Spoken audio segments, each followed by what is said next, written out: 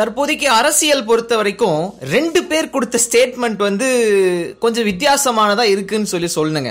ஒருத்தங்க இப்பதான் புதுசா கட்சி ஆரம்பிச்சிருக்காங்க, ஆனா பல வருடமா கட்சி வச்சிட்டு இருக்கவங்களை பார்த்து பயங்கரமான ஸ்டேட்மெண்ட். இப்ப யாரும் உங்களுக்கு புரிஞ்சிருக்கும், தீபா அவர்கள் எம்ஜிஆர் அம்மா தீபா பேரவையில எல்லாரும் இணையணும், அதிமுக இருக்கிற உண்மை தொண்டர்கள் இந்த கட்சியில இணையணும்னு சொல்லி ஒரு ஸ்டேட்மெண்ட்.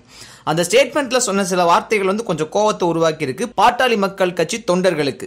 என்ன இந்த ஸ்டேட்மெண்ட் சொல்லுதுன்னு சொல்லி பாத்தீங்கன்னா, தினகரன் கைது சம்பவத்தை திசை திருப்பறதுக்காக அதிமுக தலைமை அலுவலகத்துல சசிகலா பேனர் கிழிக்கிறது, அகற்றப்படுறது, இந்த மாதிரி ஓரங்க நாடகத்தை 2 அணிகளும் நடத்திட்டு வராங்க. அதுவும் முக்கியமா ஊடகம் மூலமா நடத்திட்டு வராங்க. இந்த ஒரு நாடகத்தை பார்த்து புரட்சி தலைவர் எம்ஜிஆரோட உண்மை தொண்டர்கள், புரட்சி தலைவி அம்மாவோட உண்மை தொண்டர்கள் ஏமாற மாட்டாங்க. இப்ப இருக்கிற அரசியல் குழப்பத்துல பாட்டாளி மக்கள் கட்சி நிறுவனர் ராமதாஸ் மாதிரியானவங்க இரட்டை இலை சின்னத்தை நிரந்தரமா முடக்கணும் அப்படின்னு சொல்லி அறிக்கை விடுறாங்க. இது கண்டனத்துக்குரியது. எம்ஜிஆர் அவர்களால கண்டெடுத்த இரட்டை இலை பல வெற்றி சரித்திரத்தை உருவாக்கி இருக்கு. புரட்சி தலைவி அம்மா இரட்டை இலை மூலமா பல அரசியல் திருப்பு முனைகளை ஏற்படுத்தி இருக்காங்க. இதை எடுத்தேன் கவிழ்த்தேன் அப்படின்ற பாணியில ராமதாஸ் மாதிரியானவங்க பேசுறது புளிய பார்த்து எலி எக்காலம் விடுற மாதிரி அப்படின்னு சொல்லி ஒரு லைன் சொல்லிருக்காங்க சார். அதுதான் சார் இப்போதைக்கு கொஞ்சம் பல பேர்த்த கோவப்படுத்தி இருக்கு. உண்மையான அதிமுக தொண்டர்கள் என்னோட தலைமையில ஒருங்கிணைந்து அம்மா அவர்களோட 2023 தொலைநோக்கு கனவு திட்டத்தை நனவாக்குறதுக்கு அயராது உழைப்போம் அப்படின்னு சொல்லியிருக்காங்க. அதாவது 2023 சிஎம் நான் ஆகிறேன் அப்படின்றத சொல்லாம சொல்றாங்க போல. தமிழ்நாட்டுல தீபாவோட ஸ்டேட்மெண்ட் இப்படின்னா, டெல்லி பக்கம் கெஜ்ரிவால் பேசின பேச்சு வேற மாதிரி இருக்குங்க.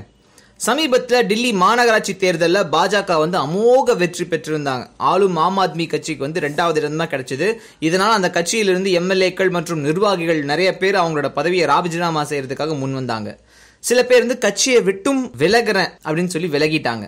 இதுல அதிர்ச்சி அடைந்த கெஜ்ரிவால் அவர்கள் எம்எல்ஏக்கள் மற்றும் நிர்வாகிகளை கூப்பிட்டு ஒரு ஆலோசனை கூட்டம் நடத்தினாருங்க. இந்த கூட்டத்துல கெஜ்ரிவால் பேசினது என்னன்னு சொல்லி அந்த கூட்டத்தில் இருந்த ஒருத்தர் வெளில சொல்லியிருக்காரு. நீங்க எங்களை ஏமாத்துறது அப்படின்றது கடவுளை ஏமாத்துறதுக்கு சமமான ஒரு விஷயம். நீங்க உறுதிமொழி எடுத்துக்கிட்டு இந்த கட்சியை விட்டு போக கூடாது, இந்த இயக்கத்தை பாதியில விட்டுட்டு விலக கூடாது.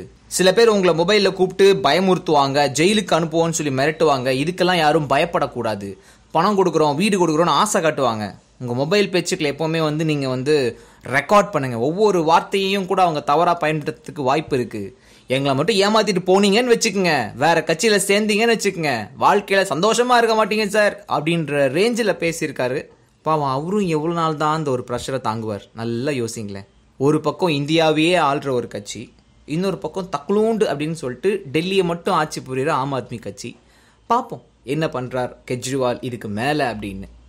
அதே மாதிரி ஊடகங்களில் தங்களுடைய தனிப்பட்ட கருத்து என்று கூறுவது, அதாவது இணைவதற்கான எல்லா விதமான சாத்தியக்கூறுகள் என்ன இருக்கின்றதோ அந்த மாதிரியான கருத்துக்களை கூறினால் இது நன்றாக இருக்கும். ஒவ்வொருவரும் அவர்களுக்கு தோன்றிய மாதிரி சில கருத்துக்களை கூறுகிறார்கள்.